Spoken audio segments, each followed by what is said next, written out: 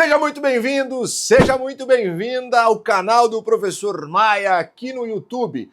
Canal este que viabilizará a difusão de uma série significativa de conteúdos relacionados à sua ascensão profissional. É um prazer tê-lo aqui e o tema de hoje é direito das sucessões, mais especificamente sucessão concorrencial, tanto no casamento quanto nas uniões estáveis.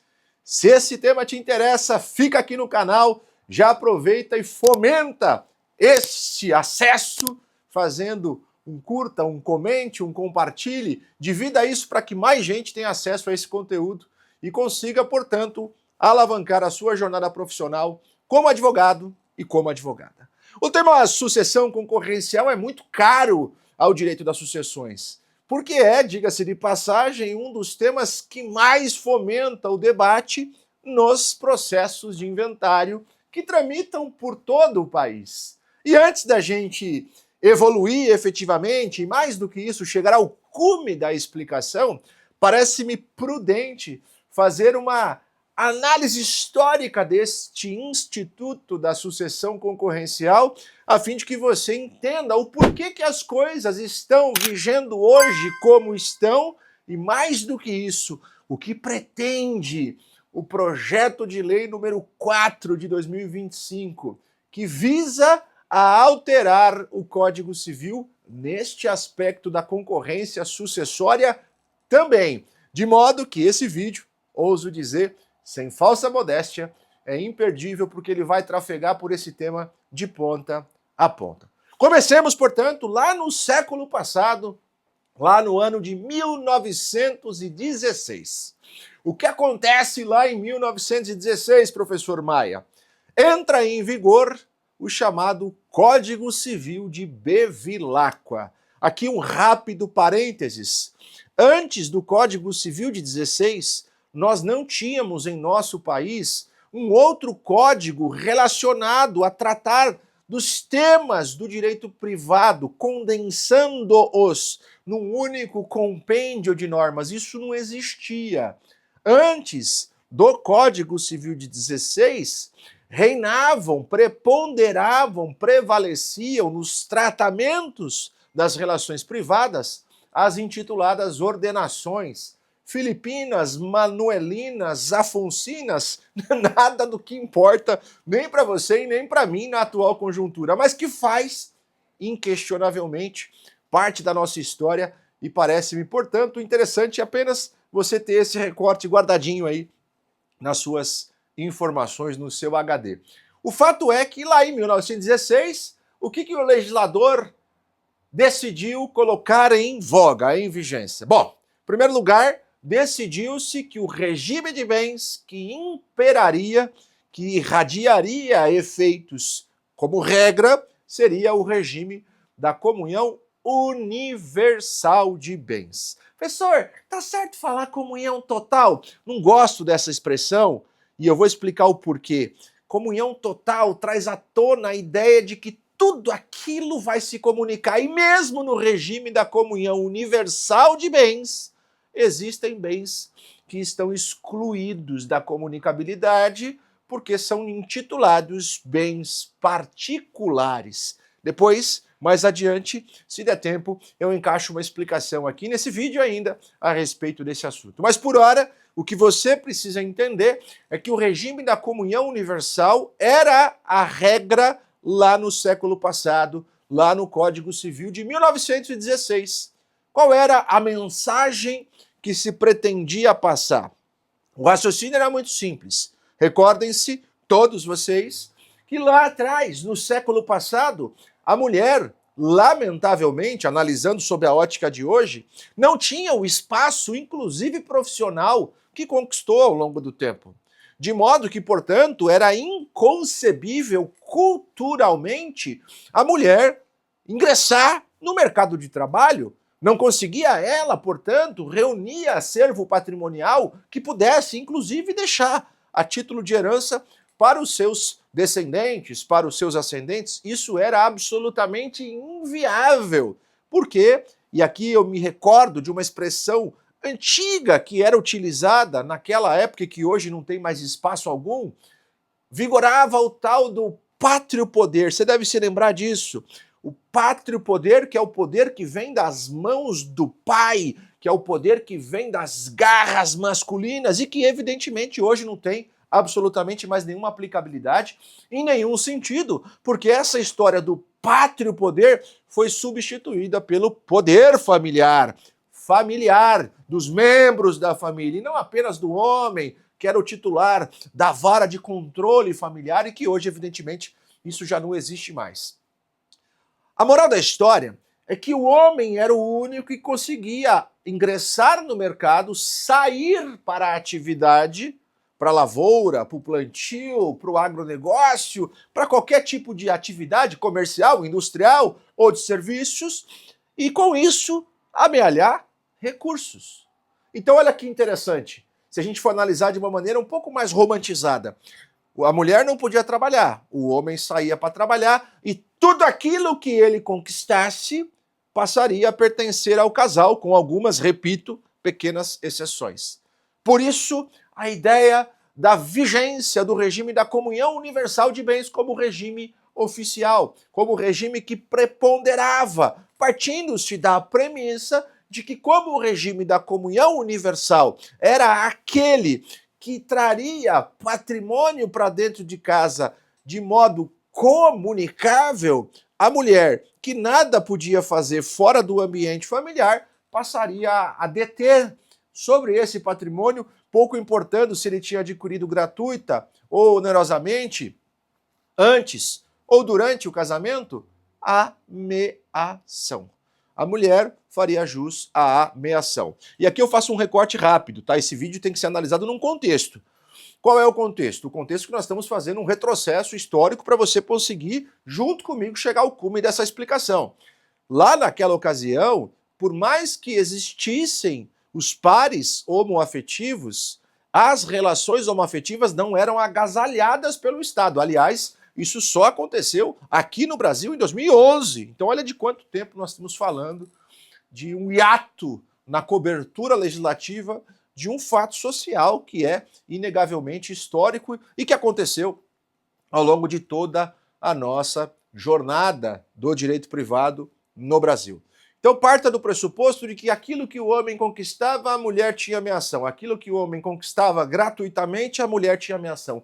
Aquilo que o homem, que naquela época era o único que conseguia conquistar antes ou durante o casamento, a mulher detinha ameação.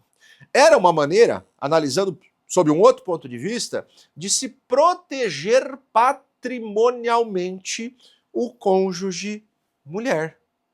O cônjuge que não podia sair para trabalhar, porque, se lembre, vigorava o pátrio poder. Aquele poder que transferia apenas ao homem a autonomia para mandar e desmandar. E isso já foi assim, olha que trágico, olha que passagem histórica, eu diria marcante negativamente na nossa situação. O fato é que, com o tempo, isso foi mudando. Eu não vou aqui passar os olhos sobre todas as legislações extravagantes que surgiram ao longo da nossa história e vou fazer apenas alusão àquelas que de fato importam para a nossa reflexão. E aqui eu faço uma observação. Recorde-se que naquele momento, lá no Código Civil de 16, o regime da comunhão parcial até poderia ser eleito, mas não era a regra. Parta do pressuposto, e recorde-se junto comigo, que até o ano de 1977, olha quanto tempo foi necessário para que houvesse uma mudança cultural, o casamento era indissolúvel. Dizia o Código Civil que Deus uniu, o homem não separa, evidentemente, parafraseando, porque não estava escrito desse jeito no código, mas era essa a mensagem, por conta, inclusive, da forte influência do direito canônico, que era inquestionavelmente uma fonte de absorção de ensinamentos muito arraigada na nossa cultura ocidental brasileira. Ponto. Legal, Maia, eu entendi. Então você quer dizer que lá em 16 entrou em vigor o Código Civil, que entrou, na verdade, no ano subsequente, mas lá no século passado, no começo do século passado, entra em vigor uma legislação privada condensada que diz que o homem é o titular do poder, mas que tudo que ele conquistar em meação por regra pertencerá à esposa, que não pode sair para o mercado de trabalho para conquistar o mesmo patrimônio. Nesse sentido, o legislador, ciente desse contexto socioeconômico, cultural, disse, bom, tudo que você conquistar, metade é dela. Tudo que você conseguir atrair para dentro do contexto familiar, metade é dela. Essa era a mens legis. E foi assim que vigorou, até que algumas mudanças relevantes passassem a acontecer na nossa legislação brasileira. Em 77, e aqui chamo a atenção para o primeiro marco importante dessa reflexão que hoje farei com você, entra em vigor a Lei 6.515, a famigerada Lei do Divórcio. Lembre-se, até esse momento, o que Deus unia, o homem não era capaz de separar. Desse marco em diante, porém, essa verdade já deixara de ser absoluta, de modo que o legislador passou a permitir que o homem pusesse fim àquilo que nós chamamos de sociedade conjugal e àquilo que nós chamamos de vínculo matrimonial.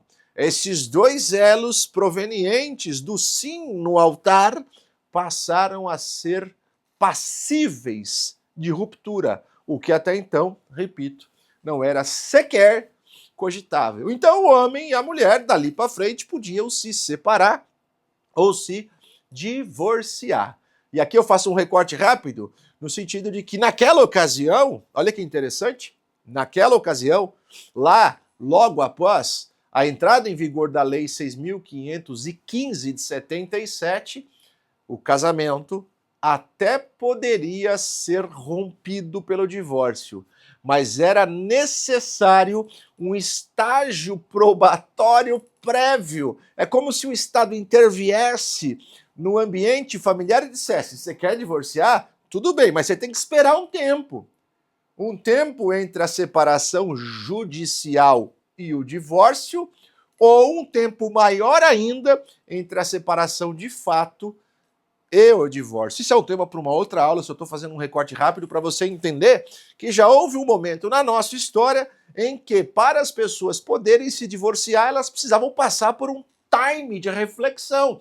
Será que é isso que você quer mesmo? A mensagem que provinha da lei era essa. Você tem certeza que você quer se divorciar? Não é melhor você pensar um pouco? Talvez valha a pena vocês reabilitarem a relação de vocês. Tanto, aliás, que pós-separação judicial era possível o reatar da relação matrimonial sem que houvesse a necessidade de um novo casamento. Olha que situação diferente. Se você se formou recentemente, certamente sequer na faculdade ouviu falar, e eu estou, de maneira muito modesta, trafegando por esse assunto superficialmente, apenas para que você tenha uma noção de como já foi a nossa situação legislativa quando o assunto é ruína de sociedade conjugal e de vínculo matrimonial.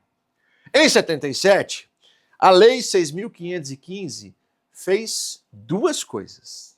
A primeira delas, eu já disse, ela implementou o divórcio no país. Daqui para frente, aquilo que Deus uniu, o homem podia separar. Aquela relação monogâmica entre homem e mulher, lembre-se que naquele momento não se admitia juridicamente as relações homoafetivas, só podia ser desfeita, até aquele momento, por vontade do pai, do Criador, mediante óbito, e daquele momento em diante, de 77 para frente, o divórcio passou a existir. Só que essa lei, como eu disse, fez duas coisas. E aí tem um senão bem importante que interessa mais para nós, para essa reflexão da aula de hoje, do tema de hoje, que é a concorrência sucessória. Qual foi a modificação? O legislador, por meio da mesma Lei 6.515, disse que daquele momento em diante, o regime oficial de bens não seria mais o da comunhão universal. De 77 em diante, passou a ser oficial o regime da comunhão parcial.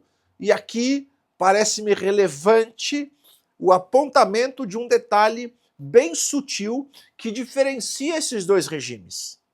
No regime da comunhão universal, entre aspas, tudo se comunica. Os bens adquiridos antes do casamento, com os bens adquiridos pós-casamento, os bens adquiridos gratuitamente, assim como aqueles adquiridos onerosamente. Numa situação absolutamente distinta, prevê o Código Civil quanto ao regime da comunhão parcial de bens, que, repito, em 77 passou a ser oficial, que apenas se comunicarão os bens adquiridos onerosamente no curso do casamento. Aquilo que já existia vinculado ao CPF de um ou de outro, e aqui um parênteses, naquela época a mulher sequer tinha um CPF próprio, ela estava vinculada ao CPF do marido. Olha que situação difícil que a sociedade brasileira enfrentou, mas fecha o recorte. Parta do pressuposto de que aquilo que o homem já tinha, lembre-se que só ele podia sair para trabalhar, lembre-se que só ele conquistava patrimônio, ficaria apenas nas mãos dele. E além disso, olha que interessante, aquilo que ele percebesse de herança, o patrimônio que ele absorvesse em razão do falecimento de seus ascendentes, ao revés do que acontecia antes da Lei 6.515, quando vigia o regime da comunhão universal, não seria mais comunicável, porque a alteração do regime de bens de comunhão universal para comunhão parcial afastou a comunicabilidade dos bens adquiridos de maneira graciosa. Logo, aquilo que o homem herdava, aquilo que ele recebia de seus ascendentes, imigrantes europeus, que tinham terras, que plantaram, que fizeram riquezas aqui no nosso país, permaneceria apenas no tronco paterno, porque a mulher não ostentaria o direito à meação sobre aquilo que o seu marido herdasse de seus falecidos pais. Um detalhe importante, só para você se conectar com o que eu estou dizendo. Em 77, quando isso que eu acabei de dizer passou a viger, ainda vigorava o Código Civil de 16. Ainda vigorava a legislação que dizia, sabe o quê? Que a mulher, ou o homem, isso não importa, o cônjuge não era herdeiro necessário. Isso só mudou com o Código Civil vigente. Isso só mudou com o Código Civil atual. E é justamente isso, ou é nesse ponto que eu vou chegar daqui a pouquinho na minha explicação. Então perceba que interessante que o Código Civil de 16 foi modificado para passar a permitir o divórcio. O Código Civil de 16 foi modificado pela Lei 6.515, passando a viger daquele momento em diante como regime oficial a comunhão parcial de bens, mas o mesmo Código Civil vigia da mesma maneira nesse aspecto, dizendo que o cônjuge, não importa se o cônjuge homem ou se o cônjuge mulher, não era herdeiro necessário. E qual é o impacto que isso tem, Maia? A resposta é muito simples. O impacto reside no fato de que, por não haver a ocupação da posição de herdeiro necessário, o cônjuge titular do patrimônio, caso não tivesse nem descendentes e nem ascendentes, os únicos herdeiros necessários naquela época, poderia dispor, mediante testamento, de 100% do seu acervo, deixando o seu cônjuge de fora. Olha que interessante. Tanto no Código Civil de 16 quanto no Código Civil atual, prepondera a regra no sentido de que a sucessão testamentária se sobrepõe à legítima. O patrimônio conquistado por alguém deve por este alguém, ou pode por este alguém, ser disponibilizado a quem ele quiser, evidentemente respeitados os limites estabelecidos pela lei, em detrimento da sucessão legítima. O próprio Código Civil atual diz: morrendo uma pessoa sem testamento, observar-se-á a ordem de vocação hereditária estabelecida pelo artigo 1829 do Código Civil. E se tiver testamento, prepondera o testamento, evidentemente, repito, desde que obedecidos os limites de disposição testamentária previstos no Código Civil.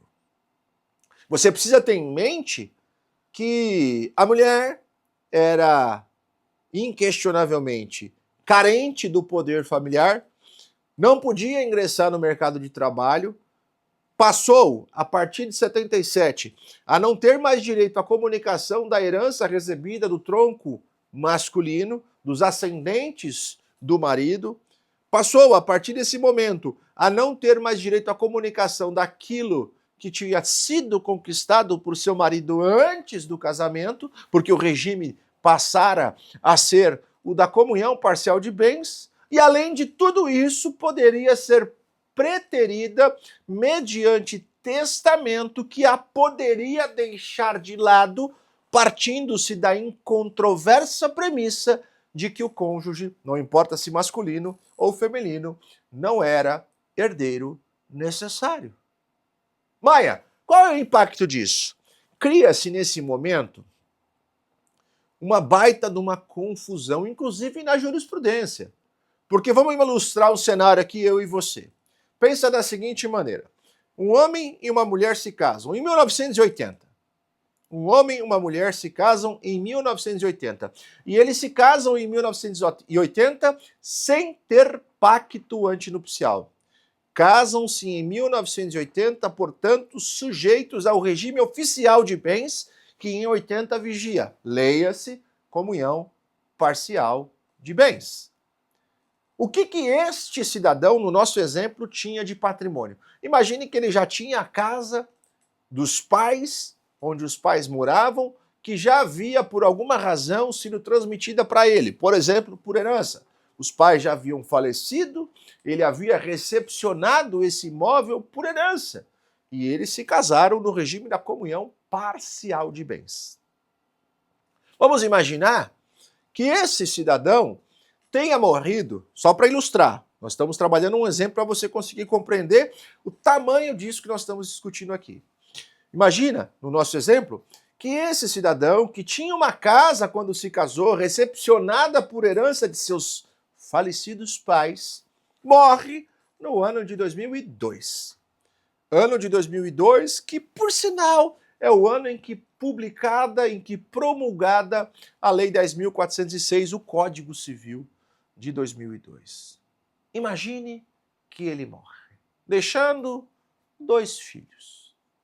Vamos complicar a situação? Imagina que ele deixa estes 2 filhos que são, eu diria, brigados com a mamãe. Eu estou tentando puxar uma palavra aqui que transmita a mensagem que eu quero. A mãe, que é a viúva, e estes filhos não têm diálogo. Eles não conversam. A relação entre eles é tragicamente péssima. Nesse contexto, a morte aconteceu, lembre-se, em 2002, antes da entrada em vigor do Código Civil atual, que só aconteceu em janeiro de 2003. E aí, olha que interessante, o papai morre. Para onde vai a herança dele? Para os seus descendentes. Só para eles? Sim, só para eles. Mas e a esposa? Olha que interessante. A esposa não terá meação. A esposa não fará jus à meação. E por que não? Porque o bem levado para o inventário for adquirido por ele de maneira gratuita em virtude do falecimento de seus pais antes do casamento. De modo que, como o regime, no nosso exemplo, é o da comunhão parcial de bens, não haveria comunicabilidade. Bom, então a mulher não vai ser meeira, Maia. Exato, é isso. Mas ela vai herdar alguma coisa? Não vai. Como assim, Maia? Na legislação pretérita e felizmente revogada, não vai. Não haveria, neste exemplo que eu estou desenvolvendo contigo, nem meação e nem herança. A mulher não tem direito à meação porque o bem é particular, tampouco faz jus à herança, porque não havia no Código Civil de 16 o Instituto da Concorrência Sucessória, que é o tema da aula de hoje, que é o tema desse nosso bate-papo. Olha que interessante. A mulher não tinha ameação e não tinha herança. Ela era brigada com os filhos. Sabe o que os filhos poderiam fazer? Eventualmente, eu estou, repito, ilustrando um cenário hipotético. Tchau, mãe. A senhora e nós não tem relação. A relação é péssima, a relação é triste, a relação é desgastada. Entre nós não existe afeto, não existe amor, então a senhora tem que vazar, porque afinal de contas esse imóvel não lhe pertence, nem sob a rubrica de meação, tampouco sob a ótica de herança. Não faz jus a nada. Tchau, zarpa, queima o chão. Olha isso. Pensando nesse cenário, atentos a este contexto, os elaboradores do projeto que antecedeu a entrada em vigor do Código Civil de 2002 foram, eu diria, desafiados no sentido de tentar encontrar uma solução para essa situação. Mas o que vamos fazer? Então a mulher vai ficar sem meação e sem herança? E eu nem tratei da previsão testamentária que poderia eventualmente enriquecer esse exemplo que eu utilizei. Parta do pressuposto de que nós estamos apenas, embora utilizando um exemplo hipotético, narrando um cenário que avolumou os tribunais de todo o país durante muitos anos, justamente porque é um cenário trivial. Casal com 2 filhos, casado em comunhão parcial de bens. Quer ver coisa mais padrão do que isso? Quando o assunto é direito de família e sucessões? Perceba que nós tínhamos um problema. Tá certo que da década de 70 para frente a mulher começou a ganhar visibilidade, espaço, começou a ocupar o lugar que inquestionavelmente sempre lhe pertenceu, mas ainda assim, de modo, eu diria, tímido, de modo raquítico, de modo franzino, mas inquestionavelmente muito melhor do que o cenário antiquado que se evidenciou lá no século passado, no começo, no vigor do Código Civil de 1916.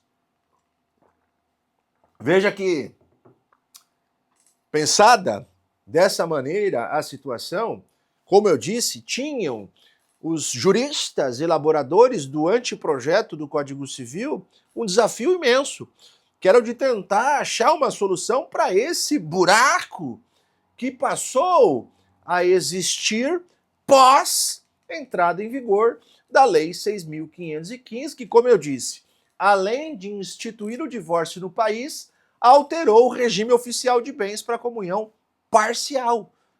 E foi a partir deste marco, até a entrada em vigor do Código Civil de 2002, o que aconteceu, repito, em janeiro de 2003, que houve um barulho na jurisprudência e na doutrina de todo o país. Professor Torquato, você já deve ter estudado um pouco sobre esse assunto, foi o jurista encarregado de cuidar da parte do direito sucessório no projeto do Código Civil de 2002. E nós estamos falando da década de 70, de 80 mesmo, quando esse projeto começou a ser elaborado. Naquela ocasião, e eu tento de modo absolutamente ilustrativo, visualizar o tipo de debate que foi nutrido entre tais juristas no que toca a esse assunto. Imagina um deles dizendo, eu não vou dar nomes aqui porque eu vou ilustrar, mas imagina um deles dizendo assim, olha, eu acho que não dá mais para deixar o cônjuge fora da condição de herdeiro necessário. O cônjuge precisa ser um herdeiro necessário. O que é um herdeiro necessário? É aquele que necessariamente será convocado para participar do inventário e aceitar a herança ou renunciá-la. Herdeiro necessário é aquele que poderá participar do inventário, que será obrigatoriamente convocado, podendo ele ao ser chamado, dizer eu aceito ou eu renuncio. Outorga-se ao cônjuge o poder decisório. Quero, não quero. Antes da lei 10.406 do Código Civil de 2002 a entrar em vigor, o cônjuge não era herdeiro necessário. Então imagino eu, os legisladores, os juristas que protagonizaram o anteprojeto dizendo, não, mas vamos colocar o cônjuge na posição de herdeiro necessário. Aí o outro pergunta, mas qual é a tua intenção? Por que você quer fazer isso? Aí ele diz, olha, para que pelo menos haja um obstáculo, porque se a pessoa não tem descendentes e não tem ascendentes, sendo o cônjuge herdeiro necessário, pelo menos a este cônjuge será assegurado o direito hereditário sobre metade do patrimônio deixado pelo falecido. Porque a outra metade ele pode dispor mediante testamento. Mas a metade reservada aos herdeiros legítimos necessários será ao cônjuge sobrevivente entregue. Aí o outro jurista diz, eu entendi a tua reflexão, faz sentido. Vamos colocar, então, o cônjuge na posição de herdeiro necessário. Doravante, se aprovado o projeto da maneira como redigido está, o cônjuge passará a ocupar a posição de herdeiro necessário. Olha que bênção! Aí o outro jurista, que está ali, com seu óculos aqui na ponta do nariz, assim, vejam bem. Não basta colocar o cônjuge na posição de herdeiro necessário. Isso não é suficiente. Porque colocá-lo na posição de herdeiro necessário, sem fazer nenhum ajuste no artigo 1829 do Código Civil, de pouco adiantará. Porque se o cônjuge estiver apenas na terceira posição na ordem de vocação hereditária e o autor da herança morrer deixando descendentes, o cônjuge não recebe nada. Se esse cônjuge superstite for ascendente dos descendentes do morto, tá tudo certo. Porque aí tá todo mundo chorando em volta do mesmo caixão. O cônjuge é a mãe ou é o pai dos filhos do morto e tá tudo certo. Se não houver, evidentemente, o conflito que eu exemplifiquei minutos atrás. Agora veja, e se o cônjuge não for ascendente destes descendentes que são chamados a suceder? E se o cônjuge sobrevivo não tiver nenhuma relação com essas crianças? Aí o outro levanta, veja bem, precisamos de fato pensar nessa situação. E o que Vossa Senhoria sugere? Pergunta um jurista ao outro. E diz ele, bom, vamos criar aqui um instituto que permita que o cônjuge sobrevivo rateie, divida, tenha direito, faça jus a uma parte da herança deixada pelo falecido. Aí o outro diz, mas pera um pouquinho, e o direito constitucionalmente consagrado aos descendentes, sobretudo aos filhos, na condição de primeiros descendentes, à herança? Porque para que nós entreguemos, nesse rateio que Vossa Senhoria propôs, uma fatia do patrimônio para o cônjuge, nós precisaremos inevitável e inexoravelmente compactar o direito hereditário do descendente. E não violaria essa premissa um instituto constitucional? Não se estaria diante da supressão de um direito consagrado como fundamental na Constituição Federal, que é o direito à herança? Para dar uma fatia do patrimônio ao cônjuge, eu precisarei tirar um pedaço da herança dos descendentes. E a pergunta que se faz é, isso tem sentido? Aí o legislador diz, o anteprojetista, e se a gente fizer o seguinte, nós vamos dizer que ele vai concorrer, cria essa expressão, nós vamos dizer que ele vai concorrer, então o cônjuge vai ser chamado para participar do inventário. Vem cá um pouquinho, vem participar do inventário. Aí o outro diz assim, mas ele vai participar em todos os casos? O cônjuge vai participar na condição de herdeiro de 100% dos casos? Aí o outro diz, não, mas pera um pouco, 100% é muita coisa. E se nós criarmos uma seleção?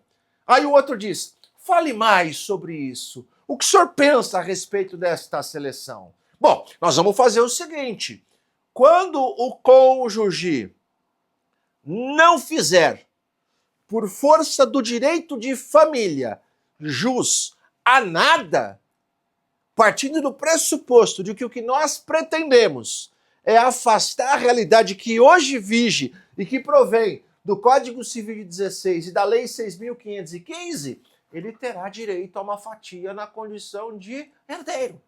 Então, olha só, quando o direito de família não proteger o cônjuge sobrevivo, o direito sucessório o fará. Quando o direito de família não der guarida patrimonial ao cônjuge sobrevivente, o direito sucessório o fará. Aí o outro diz, pô, gostei da tua ideia, fale mais sobre isso. Nós vamos colocar então o cônjuge na posição de concorrente, mas não vai ser sempre? Não, não vai ser sempre. Quando será? Bom, quando não tiver direito à meação, herdeiro será. Quando, entretanto, o direito de família agasalhar patrimonialmente o cônjuge sobrevivente, o direito sucessório não precisa vir à tona.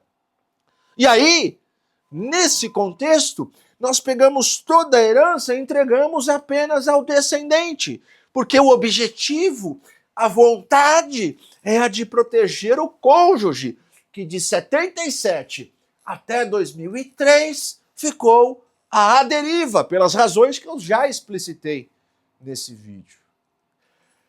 Perceba que desafiadora, como eu disse, era a missão dos juristas que protagonizaram o projeto do Código Civil, partindo do pressuposto de que eles tinham uma questão cultural arraigada e, ao mesmo tempo, problemática em absoluto vigor. Não bastava colocar o cônjuge na posição de herdeiro necessário. Isso não era suficiente. Precisaríamos conduzir o cônjuge à posição de concorrente com os descendentes e com os ascendentes. Vamos alçar o cônjuge sobrevivo à posição de concorrente com os descendentes e com os ascendentes, a fim de que ele belisque uma parte do patrimônio deixado pelo falecido.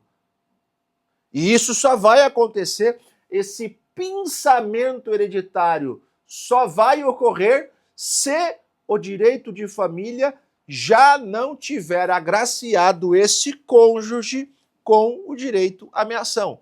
Porque se o direito à meação já tiver sido assegurado, não haverá herança. Na contrapartida, se não houver direito à ameação, herança haverá. Se o cônjuge tem meação, ele está protegido patrimonialmente, portanto não precisa herdar nada. Se o cônjuge não tem direito à meação, porque o direito de família, o regime de bens não lhe dá essa proteção, nós precisaremos tapar esta aresta e conduzir o cônjuge à posição de concorrente com os descendentes e com os ascendentes. Aí o outro diz, mas quanto o cônjuge vai receber? Culturalmente falando, e isso eu vivi dentro da minha família, os meus avós tiveram muitos filhos. É natural que os seus avós, talvez os seus pais, dependendo da idade que você tenha, também tenham tido 5, 6, 7, 8, 9, 10 filhos. E você há de concordar comigo que quanto maior for a quantidade de pessoas a disputar a herança, menor será a fatia que a cada uma delas será direcionada. Nesse momento, cria-se a regra que ainda hoje vige, que é a seguinte. Bom, vamos fazer o seguinte. Vamos lá. Se o cônjuge for concorrer com os descendentes do morto, se o cônjuge for concorrer com os descendentes do morto, que também sejam seus descendentes, lembrando que essa concorrência só se dará caso não haja meação, então o bem era particular do falecido, nós vamos entregar para o cônjuge sobrevivente pelo menos uma quarta parte da herança. Então, se o cidadão morreu deixando um filho e o cônjuge, metade para cada. Se o cidadão morreu deixando 2 filhos e o cônjuge, 1/3 para cada. Se o cidadão morreu deixando 3 filhos e o cônjuge, e apenas essas 4 pessoas, 1/4 para cada. Se o cidadão morreu deixando 4 ou 5 filhos ou mais, e o cônjuge, a gente pega 1/4 da herança, entrega para o cônjuge e a outra parte nós dividimos em tantas cabeças quantas ocuparem a posição de descendente em primeiro grau na linha reta. Entende? Mas Maia, essa situação resolve o problema? Na verdade não, ela cria outros tantos. Cria outros tantos porque nós vivemos hoje a era das famigeradas famílias recompostas, em que você tem um casal arruinado por uma razão qualquer, um divórcio, uma morte, um segundo casal também arruinado e de repente os sobrevivos desta relação se unem. Eles já têm filhos de relação anterior e aí eles se unem e aí eles podem ainda viris terem mais filhos, ainda aptos à condição de exercer a paternidade e a maternidade, adotar uma criança, estabelecer com uma criança um novo elo de socioafetividade. E, portanto, eles têm filhos particulares dos dois lados e, além disso, têm filhos comuns. Nesse contexto, como é que a gente faz? O Superior Tribunal de Justiça já decidiu que, quando o cônjuge sobrevivo concorrer com filhos do morto que também sejam seus, fará jus o cônjuge a 1/4 e ponto. 1/4, evidentemente, como quem é o mínimo. Se for maior do que esse, tem 3 filhos e mais o cônjuge, vai dar 1/4 para cada um. Agora, se tem um filho e um cônjuge, é metade para cada um. 1/4 é o quinhão mínimo, não é o quinhão engessado. Entende? Nesse contexto, quando, porém, o cônjuge sobrevivente concorre com filhos do morto que não são seus filhos, não haverá a reserva da quarta parte da herança. E o que o STJ decidiu é que nesse caso de miscigenação de filiação, que a gente chama na prática de filiação híbrida, não haverá a reserva da quarta parte da herança. Ou seja, o cônjuge vai receber em proporções iguais ao dos descendentes do morto que receberem por direito próprio e por cabeça. Perceba como nós poderíamos passar horas aqui tratando desse assunto, porque ele vai longe demais, porque as nuances, os desafios, as problemáticas, as variantes são as mais, eu diria, grandiosas que nós podemos imaginar. Por quê? Porque nós vivemos numa sociedade heterogênea e absolutamente criativa, em que famílias são formadas de toda a ordem, e o desafio do legislador é tentar cobrir esses espaços que são protagonizados pelo criativo ser humano. Tá, Maia, e aí como é que fica?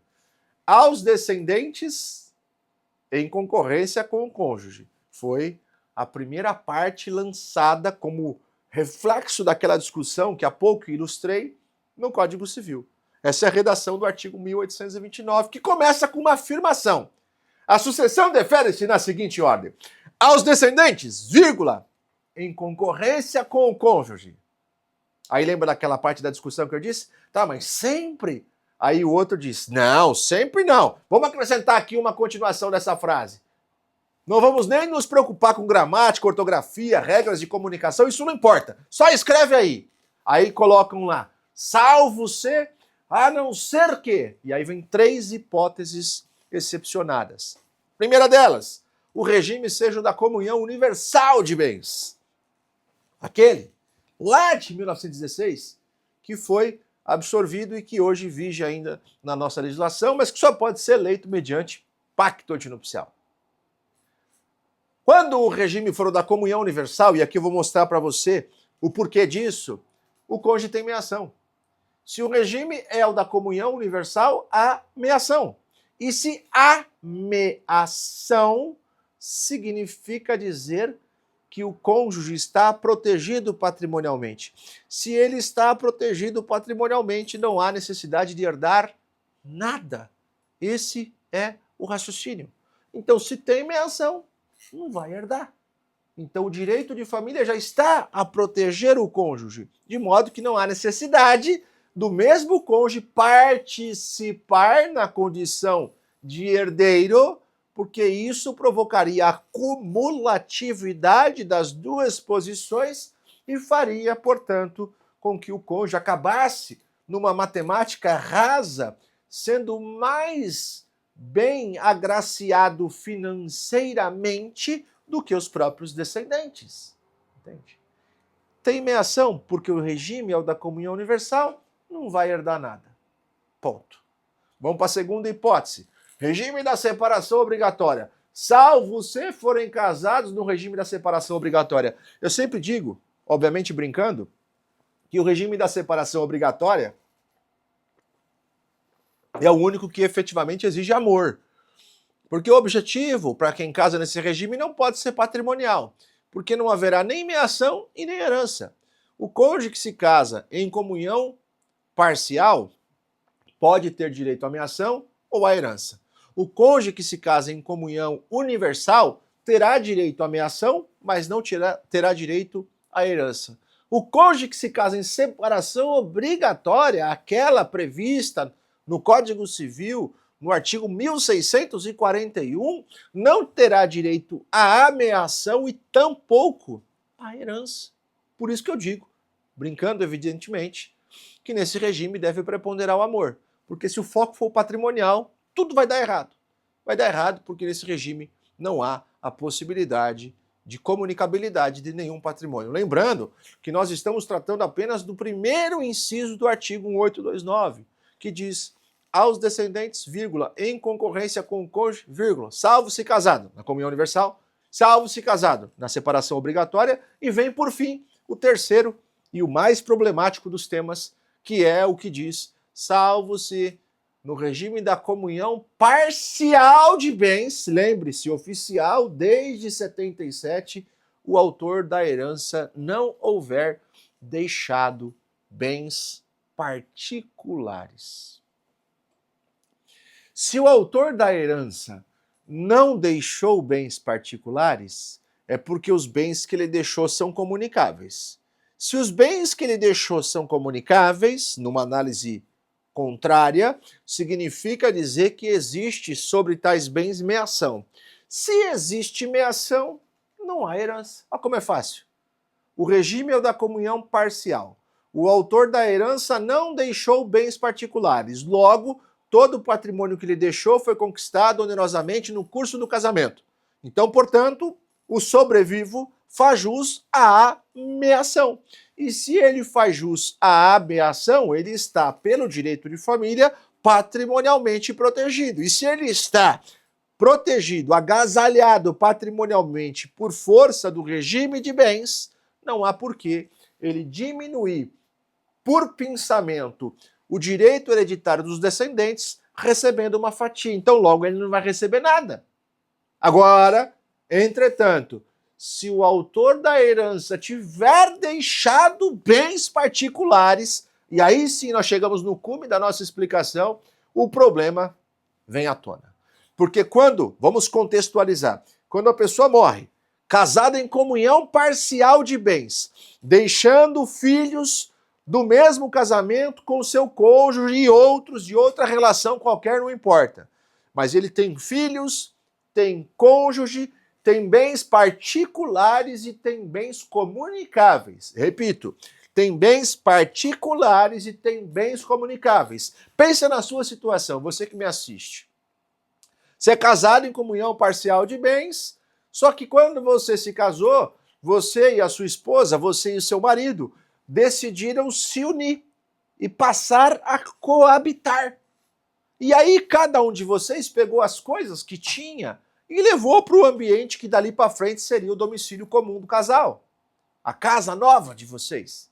E o que o homem tinha? Ele tinha uma bike lá, que ele pedalava, 10 anos atrás, quando ele tinha vigor físico maior, quando ele tinha menos barriga, ele pedalava. Então tem uma bike lá de 10 pau, é bem particular.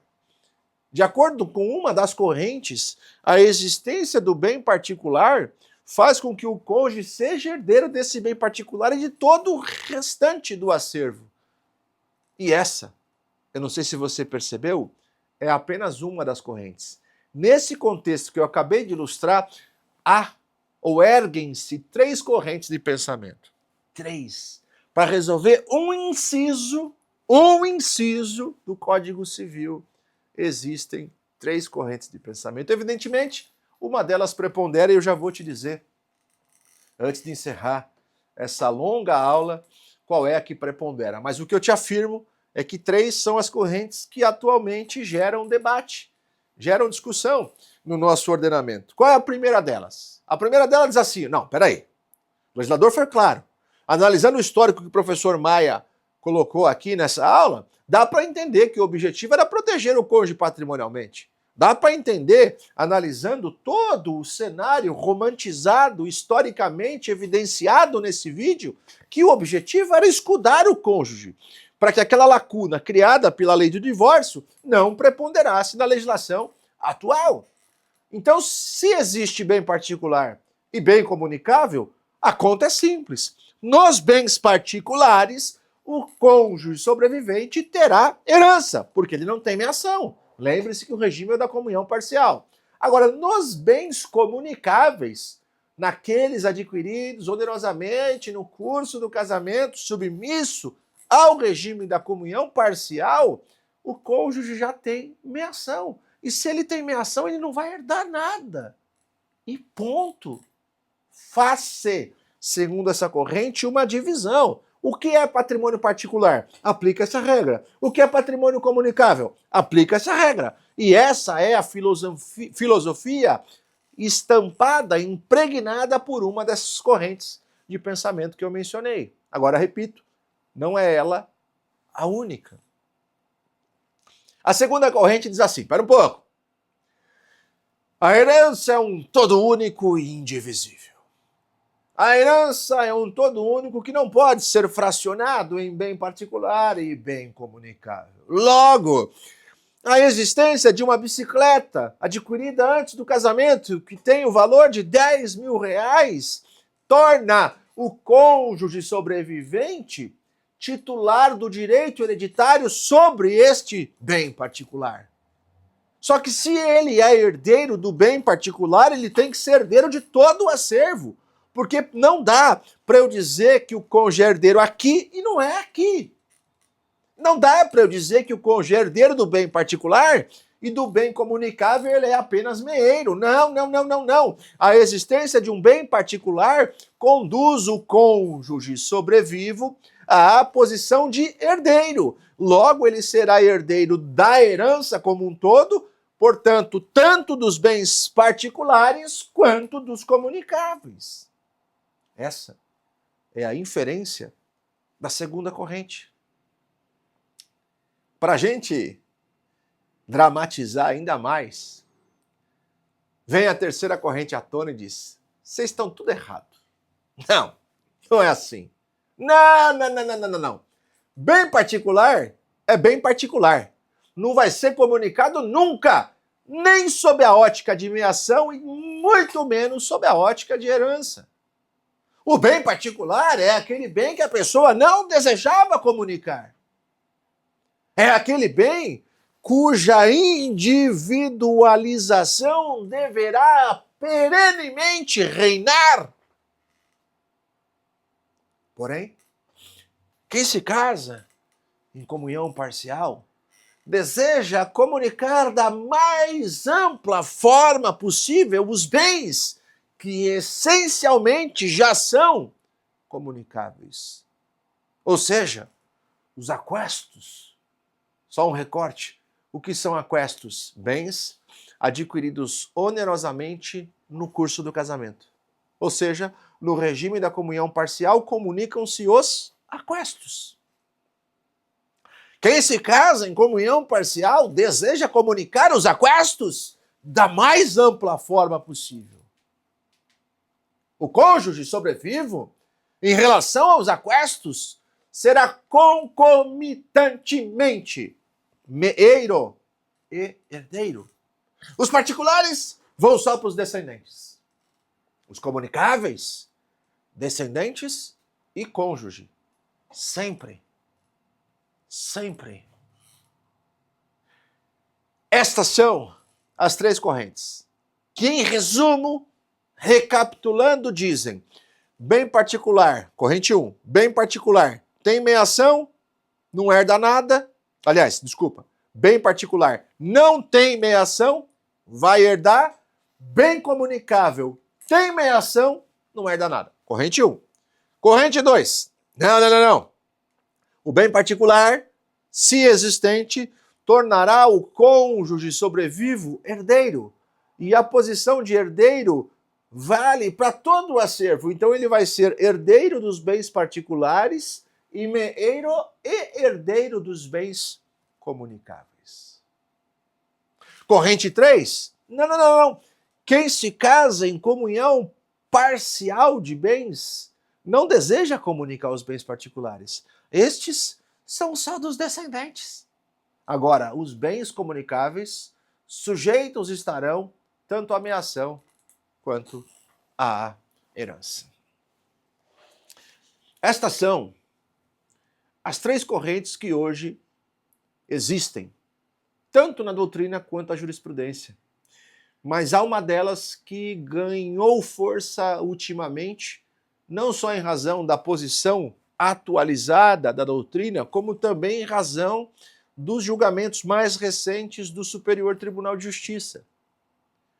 Estas duas fontes, doutrina e jurisprudência, estampam a ideia segundo a qual, no regime da comunhão parcial de bens, haverá herança dos bens particulares e apenas meação dos bens comunicáveis, seguindo a mensagem legislativa que eu esquartejei aqui de maneira superficial contigo. Essa é a corrente que prepondera. Essa é a corrente que mais vigor tem na doutrina e na jurisprudência. Essa é a linha de pensamento que vai viabilizar o alcance de um resultado melhor para você, como advogado e como advogada, e para o cliente que confiar a você o que de mais importante tem. É assim que hoje esse assunto tem sido interpretado. E eu finalizo fazendo uma observação de indispensável vigor, que é a seguinte: tudo que eu falei, desde 2011, sobretudo a partir de 2011, ganhou uma baita força, um vigor, como eu mencionei, por força da declaração da inconstitucionalidade do artigo 1790 do Código Civil, que aconteceu lá em 1917, mas desde 2011, quando o Supremo Tribunal Federal deu aos pares homoafetivos o status de família, que até então não existia, eram vistos estes irmãos como membros de uma sociedade de fato. Então pensa, o que eu disse hoje aqui para você vale também desde 2011, tanto para as uniões homoafetivas quanto para os casamentos homoafetivos. A regra é exatamente a mesma. Por isso que eu citei, ao longo de toda a exposição desse vídeo, a expressão cônjuge e agora complemento para dizer companheiro ou convivente também, porque essa é a regra que hoje vale. Para finalizar, sabe o que o projeto 4? Sabe o que o projeto 4 de 2025 prevê? Prevê um retorno à situação anterior ao Código Civil atual. Em primeiro lugar, o cônjuge deixará, se o projeto for aprovado como está, de ser herdeiro necessário. E, além disso, suprimir-se-á da lei a concorrência sucessória. Concorrência sucessória esta que simplesmente deixará de existir. Isso aqui, inquestionavelmente, é cena para um próximo vídeo. Eu te vejo em breve.